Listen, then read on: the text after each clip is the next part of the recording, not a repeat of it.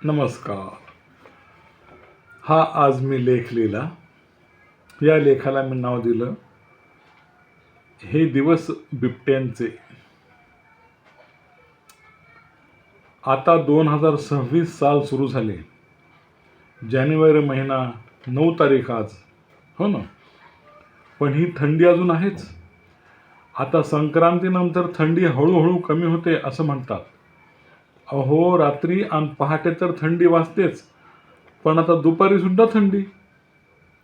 किती कमाल आहे. म्हणजे हे तर काय, लई आकृत. मफलर वा कानटोपी, पुन्हा जॅकेट वा स्वेटर असं वापरावं लागतं सध्या. पुन्हा हातमोजेही लागेलेत. थंडीच तशी पडत आहे. पुन्हा रात्री 2-2 पांघरुणं घेऊन झोपायची वेळ आली. घराच्या बाहेर कुठं पडायचं नको, हिंमत नाही. असो. त्यामुळे आम्हाला कमाल वाटते ती या बिबट्यांची. पुण्यामध्ये तर डिसेंबरची थंडी कशी असते, हो ना. आणि तिथं तर हे बिबटे उघडे बंब कुठेही धावतात, पळतात असं आपल्याला दिसतं. त्यांना कशी काय थंडी वाजत नसेल? अहो, पुणेच काय, कुठेही म्हणा. आता हिंस्त्र श्वापदांची चमडी खूप जाड असते असं म्हणतात. म्हणजे देवानं त्यांना तसे संरक्षण म्हणून दिलेलं आहे, जाड चमडी. त्यामुळे त्यांना थंडी वाजत नसेल, तापही येत नसेल. ठीक आहे.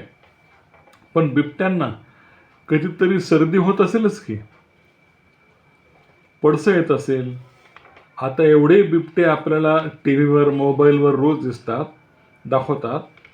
पण कधी एकाही बिबट्याला पडसं आल्याची किंवा त्याला सटासट शिंका येत असल्याची बातमी कधी ऐकण्यात नाही. त्यानंतर बिबट्याला कधी खोकलाही येत नाही. याला मजा आहे राव या बिबट्यांची. असो. आता या बिबट्यांनी आतापर्यंत किती लोकांना जखमी केले आहे, मारले आहे. आता आमचा तर असा अंदाज आहे की रस्त्यावर खाली मान घालून मोबाईल बघत बघत जी माणसं चालत असतात त्यांच्यावरच बिबट्याने झडप घातली असेल.